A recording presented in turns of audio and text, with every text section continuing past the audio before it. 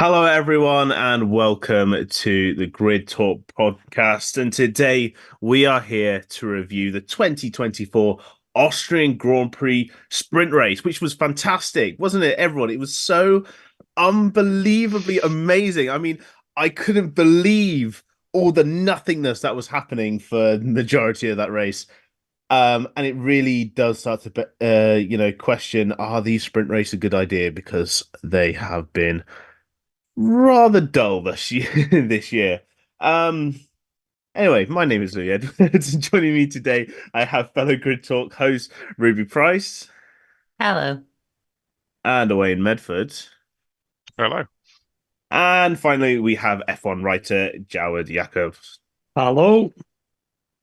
So, before we get into our episode, it's time to thank our long-term sponsor, Bet Online. Bet Online is your number one source for all your sports betting needs this season, from baseball, golf, soccer, right up to the top fights in UFC, MMA, and boxing.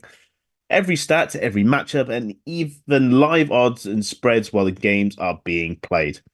When the game's over, head on to their online casino and get in on a game of blackjack or poker, or unwind with one of over 150 slots games.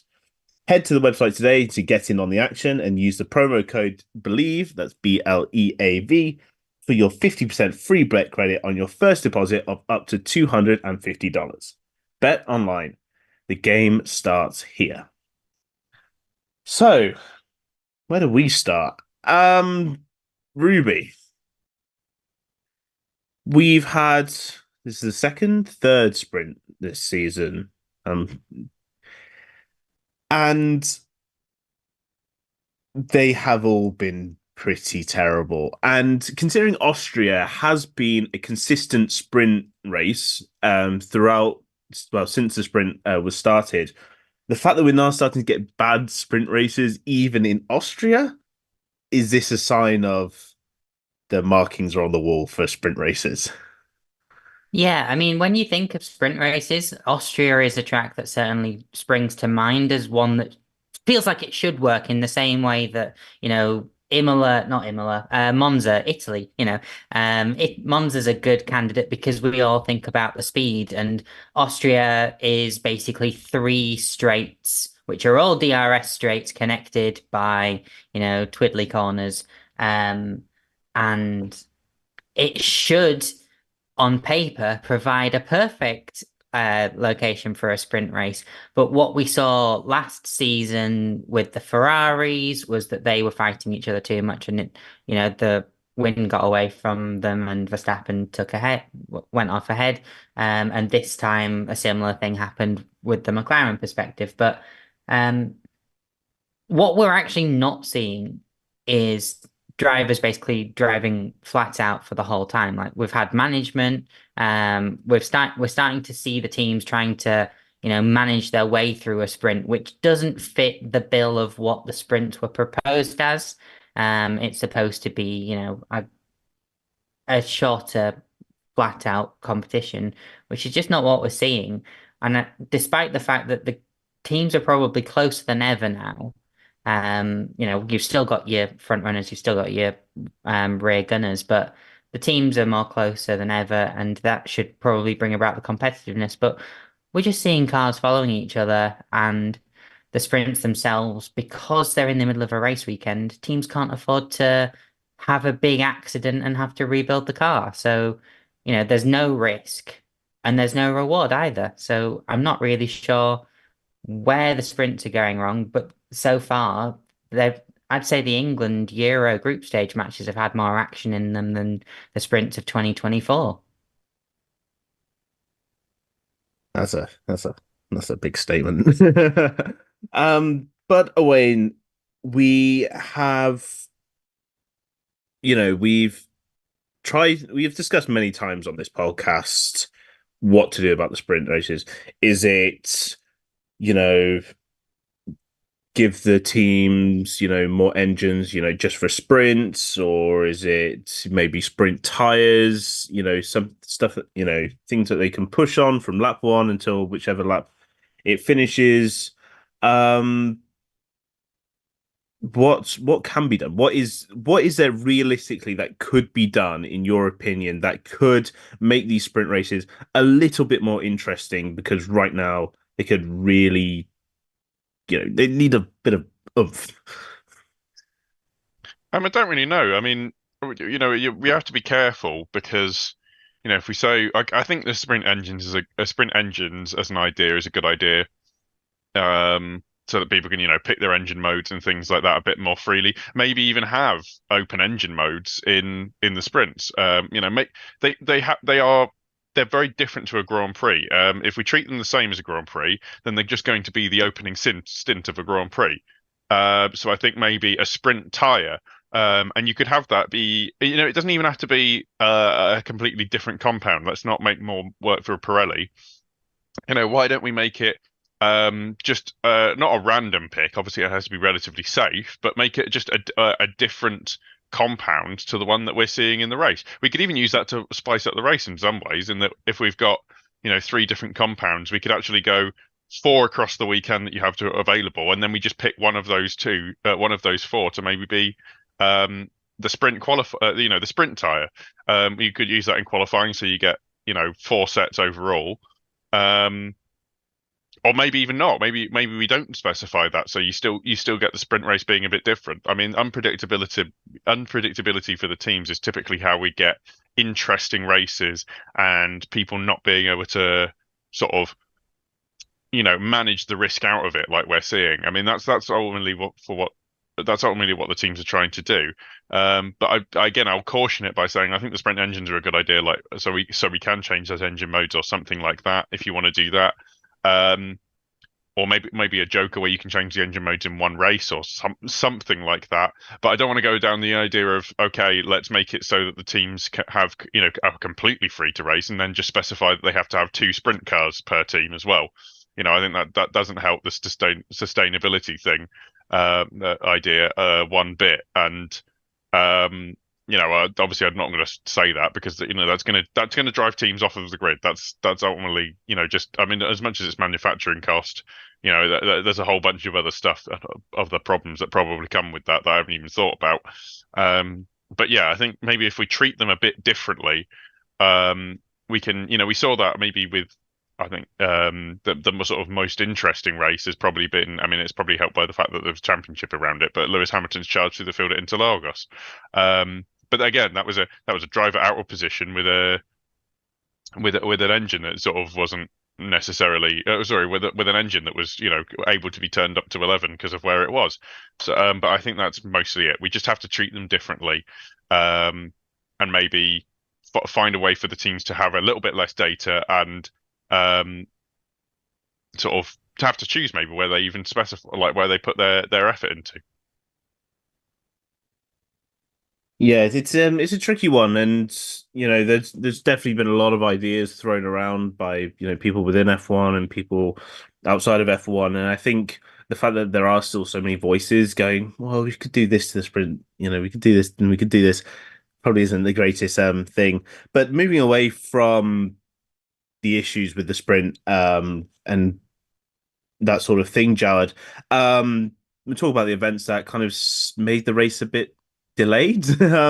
So of I didn't realize it at first, but when the second formation lap happened, it was because of photographers at turn one. It's a bit of a bizarre thing. Usually F1 are very strict on where photographers are, and for them to be kind of, I guess, out of position, causing some sort of safety risk is a bit bizarre. Very much so. Usually, when we have an aborted start, it's because someone stalled on the grid or have an issue. One of the cars having an issue, but the fact that it was some photographers had gone rogue or something like that at the outside of turn one, they weren't in position. Yeah, usually the FIA and the organisers are quite strict with where people should be. Or they're designated certain spots that they can be and whatnot, depending on what kind of access you have. So, yeah, I'm not too sure what happened with that one. And, not that one extra lap would have made any difference with that race. And, both Ruby and Owain touched on some really key points with, what the state of the sprints are at the moment and, what could we possibly do to improve them in the future. But yeah, I very much agree that, they need to be flat out. We need to not have any sort of management and, yeah, bizarre start. So probably one of the most interesting things that happened through that session. Yeah, it definitely was possibly one of the more interesting things that happened. So let's actually get on to some racing, shall we? Some racing, I say. We'll kind of start at the back and work our way up. So Ruby, I'm not going to talk about Sauber. He started last. They finished last. No one cares. Williams. So yesterday, Logan Sargent did the impossible and outqualified Alex Albon. And actually managed to stay ahead of him, which, I mean, he beat him by 0.6 of a second. It's had a nice step in, nice step in a good direction for Logan Sargent. Yeah, it's definitely a step forwards for the American. Definitely assisted by the fact his teammate started from the pit lane, so had to spend the first few laps catching up the pack. But apparently, Alex Albon actually did that quite quickly.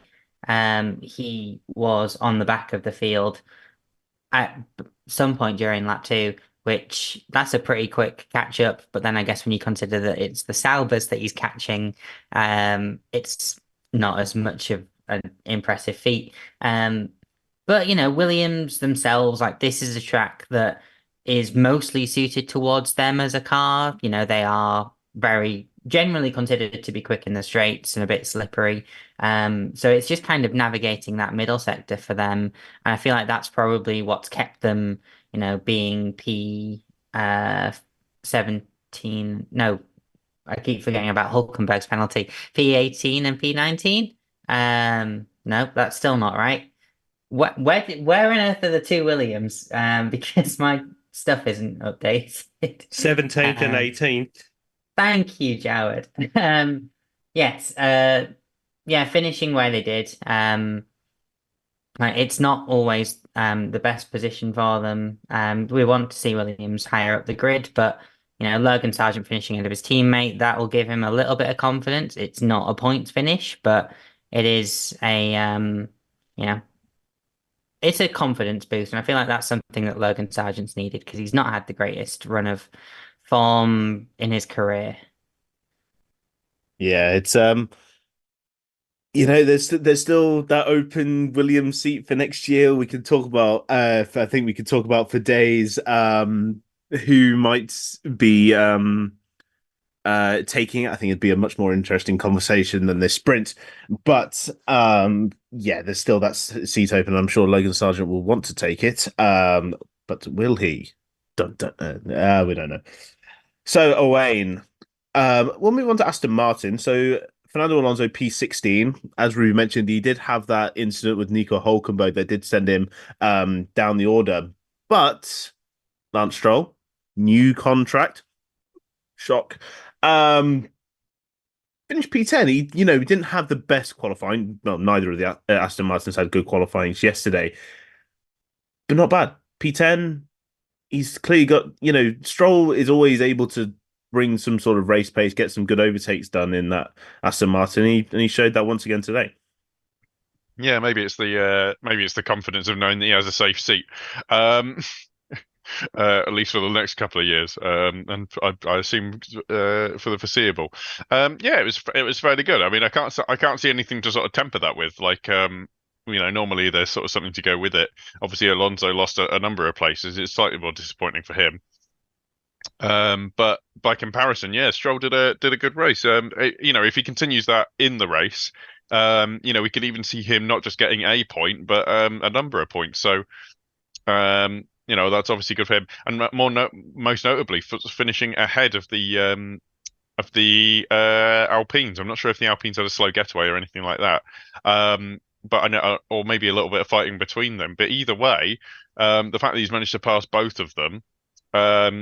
is obviously really great for him because I think that personally the Alpines are looking fairly good, and we were worrying a little bit earlier in the season whether Aston Martin were sort of falling behind the curve when it comes to development or anything like that. But clearly in the sprint they've shown that maybe they've made a step, and obviously getting past one or the other is not a fluke when you get past both. So I think that's that's a good performance, and he just needs to repeat that.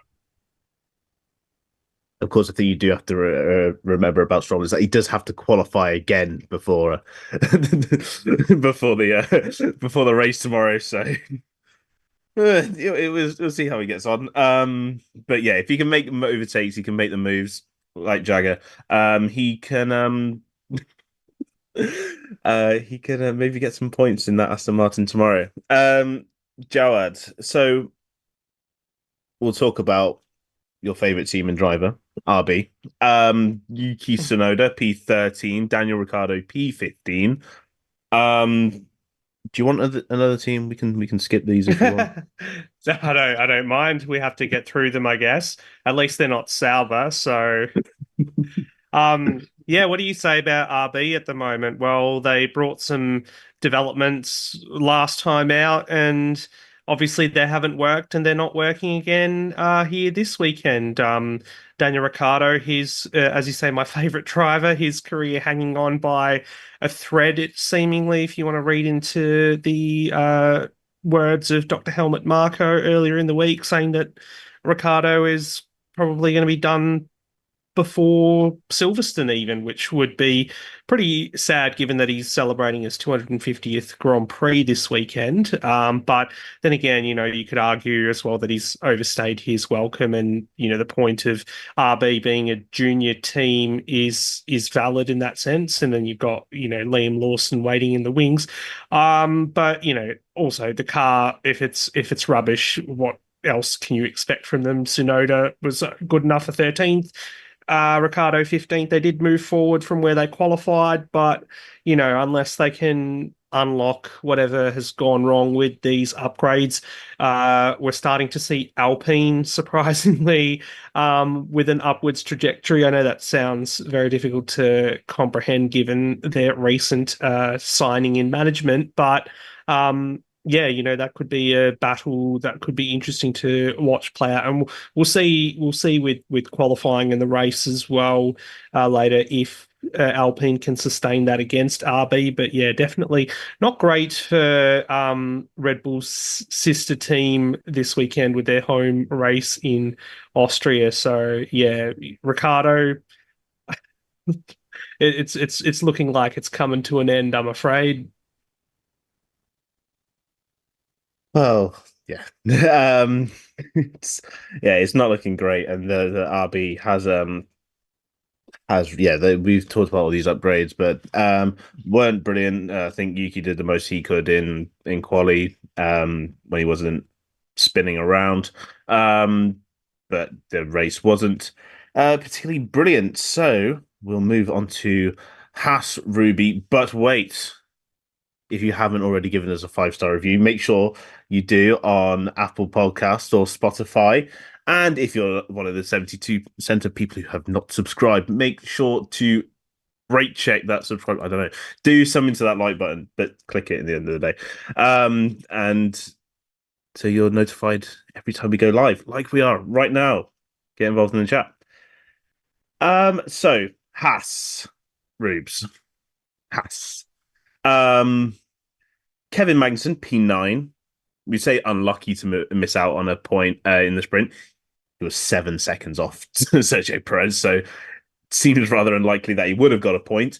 And Nico Hülkenberg, that you touched on, of course, got a penalty for his bit of a sloppy move on Fernando Alonso. Got himself a nice little 10-second penalty. And if anyone is watching the F2, along with watching our show right now, they'll know that Ollie Behrman has just won the sprint. Do what that with you will. I mean, spoilers for Formula Talk, Louis. But no, absolutely. Haas, Kevin Magnussen made a good start, got ahead of the Alpine of Pierre Gasly. putting him into the top 10, and somehow seemingly also got ahead of more cars. I don't remember seeing it, but I think, in the early stages of the race, all the attention was on at the front. And then they switched to the rest of the grid when nothing else was happening.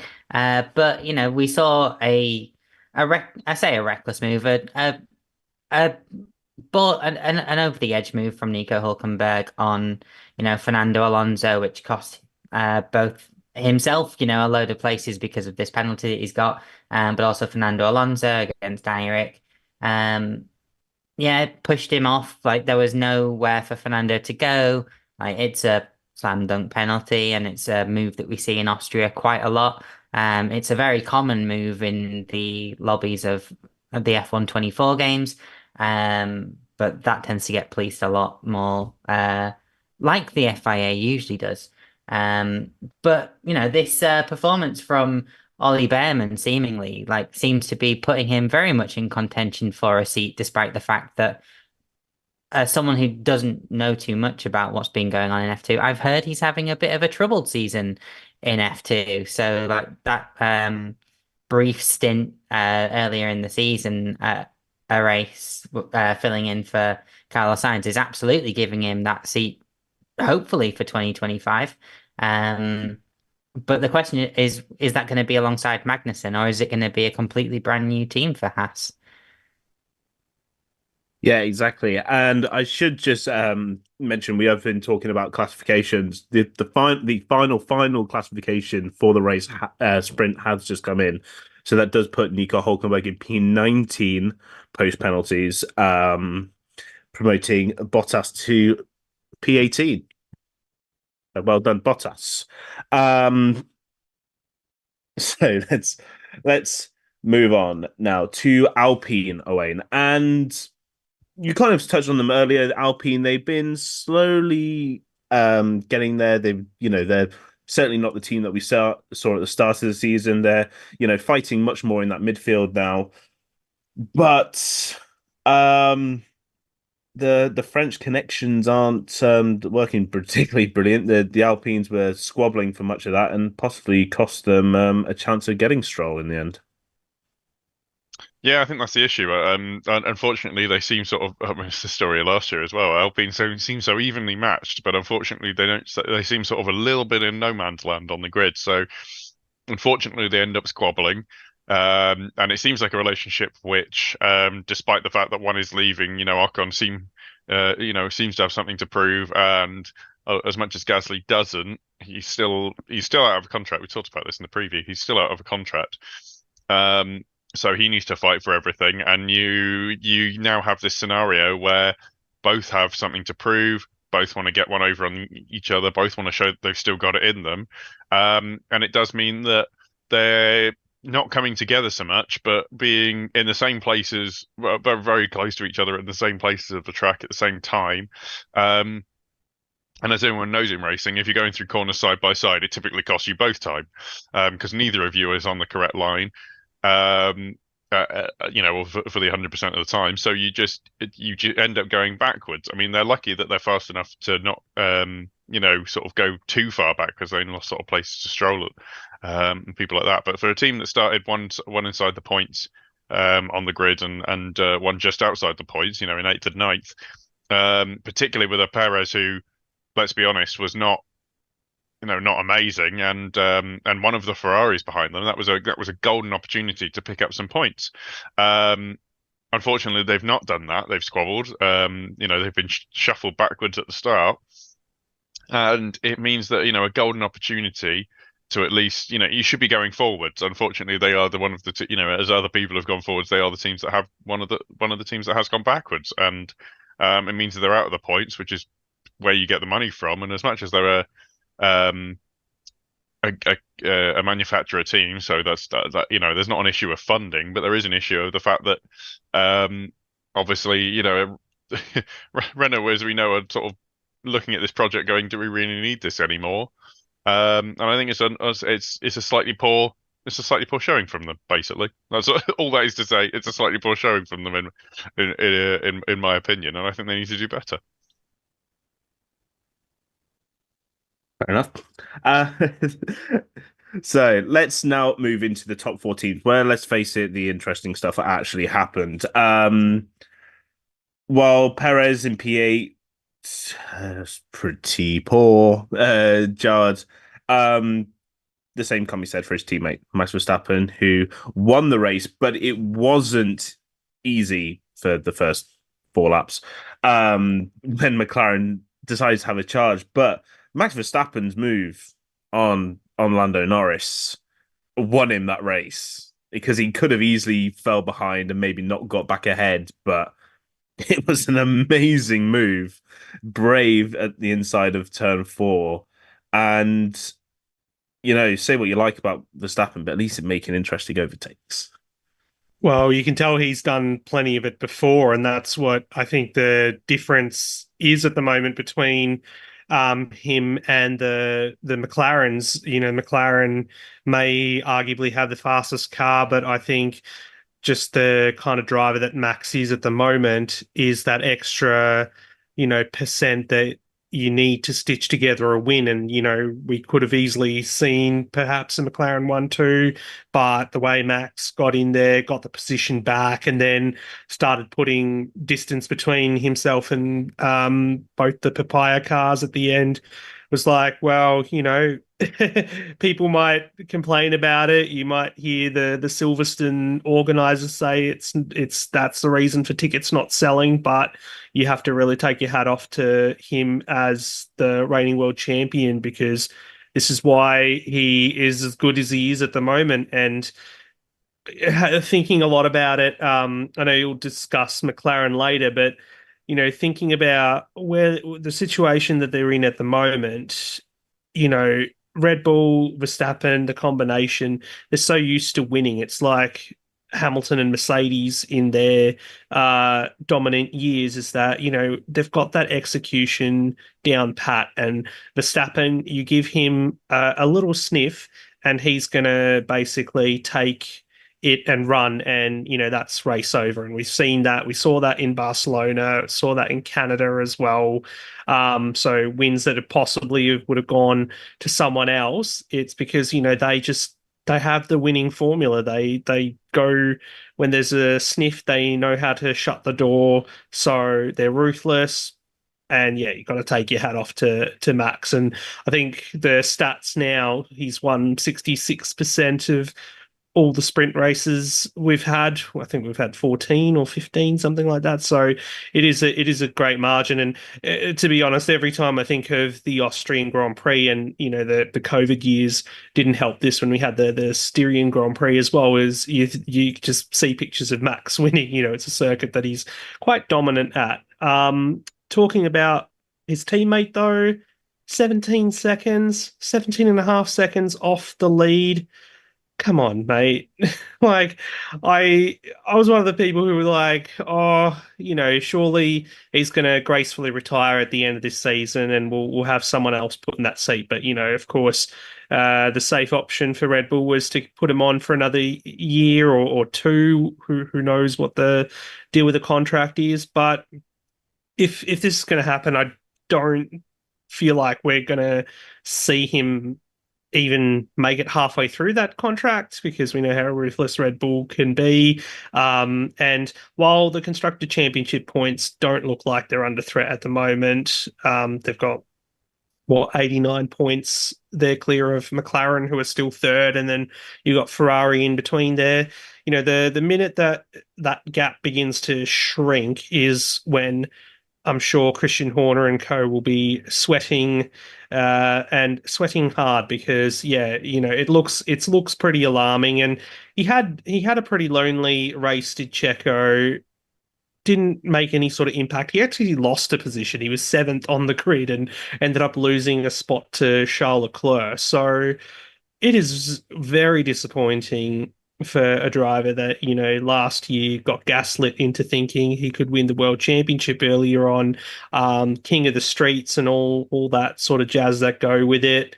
And here we are, arguably one of the fastest cars on the grid. He's only good enough for eighth, and you've got all these other really, really good drivers who deservedly so are ahead of him, because, he seems to have regressed into being a midfield tier driver again, like he has been for much of his career. Yeah. Honestly, I think they're keeping Checo in just for the merch sales. That's what I'm saying. Those Mexican merch sales are very lucrative. Random tidbit: I was watching the news the other day about the Mexican elections. I saw 3 separate people wearing Red Bull Racing t-shirts. You put 2 and 2 together, it's keeping them in the seat. Rubes will kind of mash Mercedes and Ferrari together, considering they had quite a similar kind of sprint. I mean, if I was to give it to you in a way, you'd be basically saying the same thing. Um, Initially a good start for the Ferraris, got up past the Mercedes.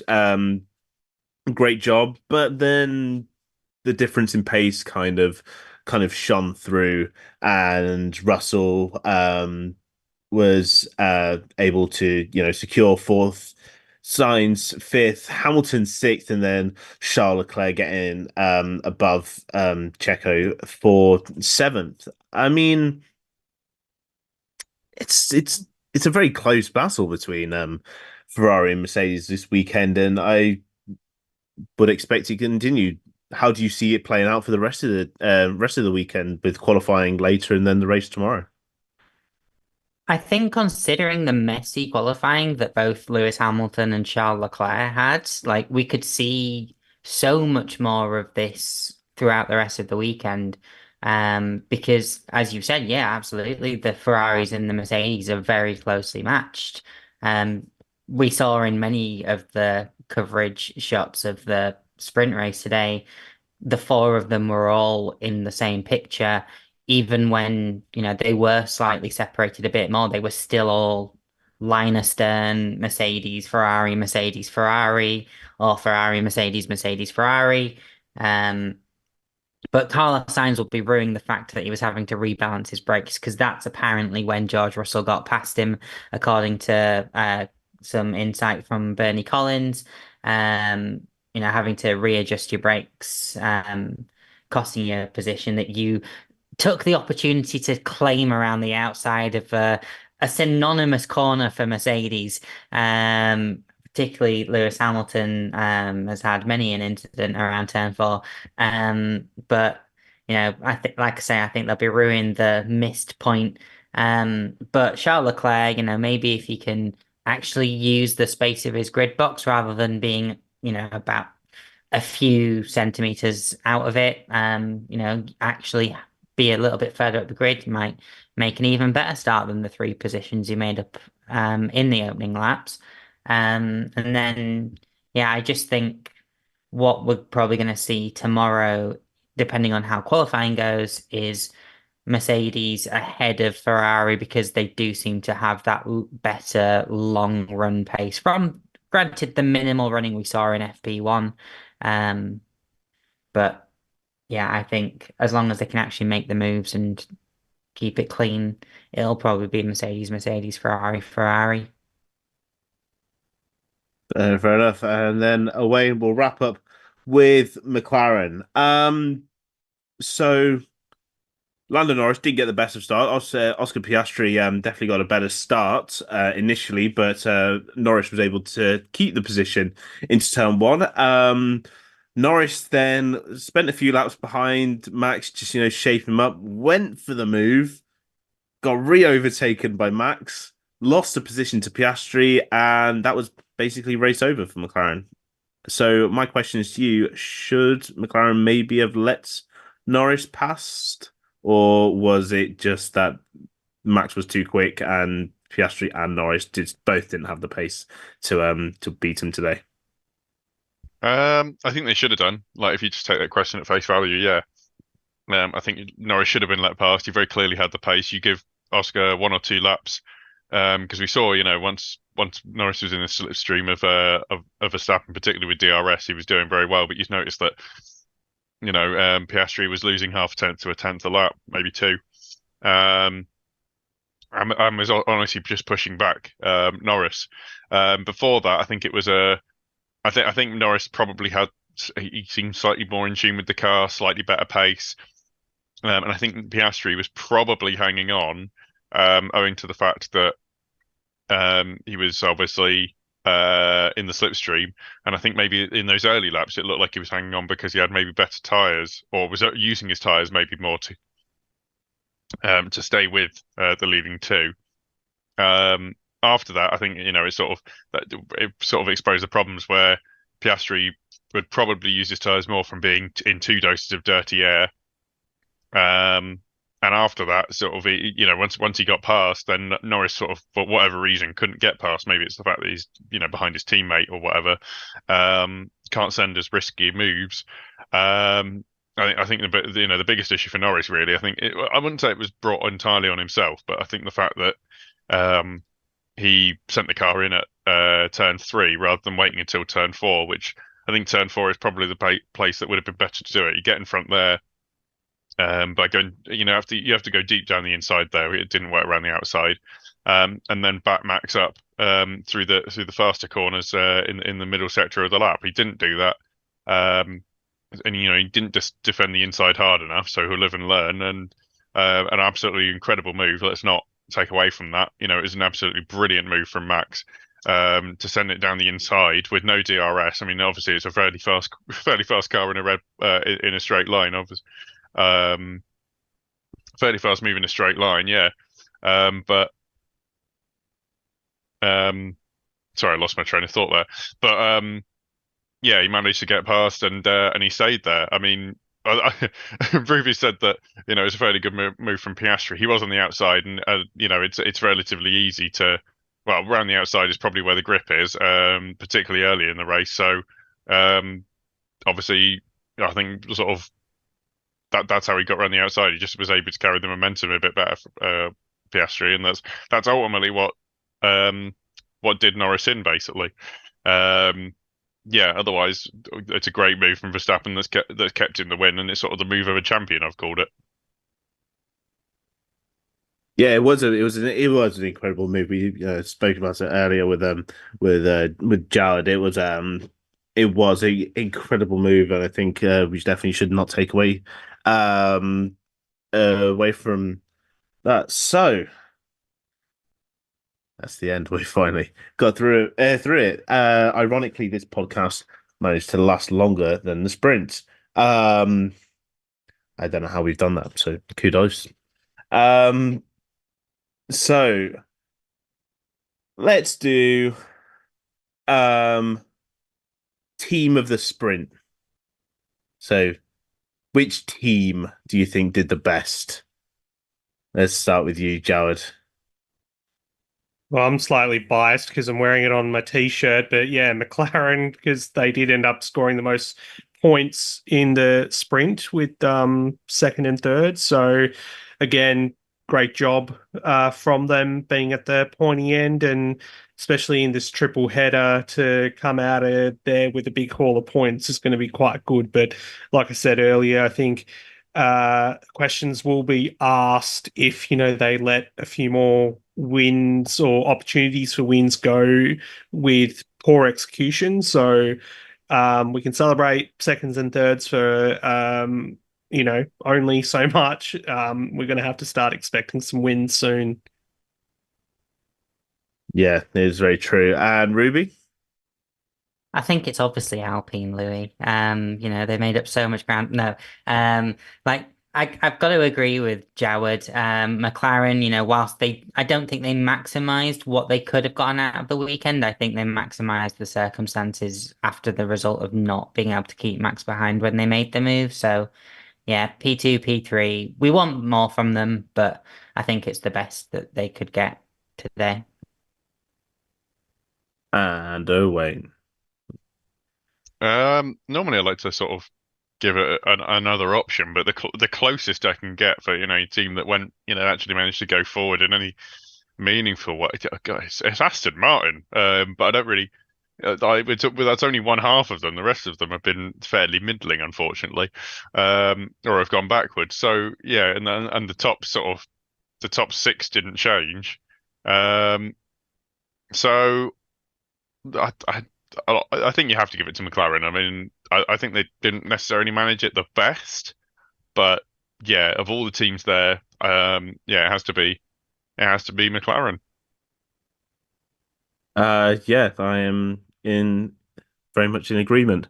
I mean, there have been some other teams that were quite consistent throughout the race. Sauber, consistently at the back, but they didn't lose any position. Well, kind of, but they did at least make up a position at the end. It was a great move by Bottas, to take advantage of the penalty, um, and I think they did amazingly well.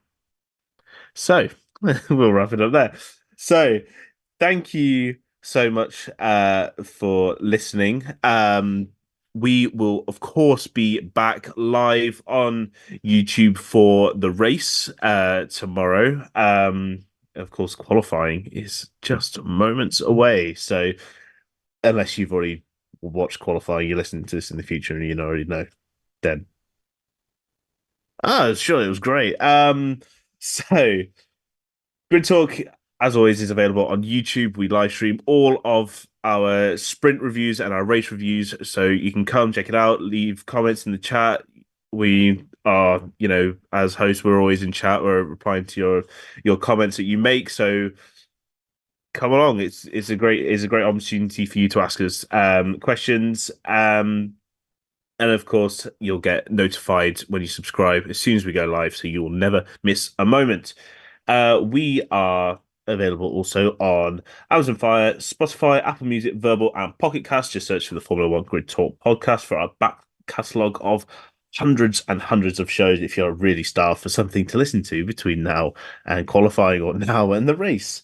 Please consider supporting the channel on Patreon so we can get Mike's lights better recording equipment, and that's all for today. I want to say thank you to all of my panelists for today. So I'll give you a little time to plug what you would like to plug. So, Jawad, we will start with you. Where can our listeners find more from you?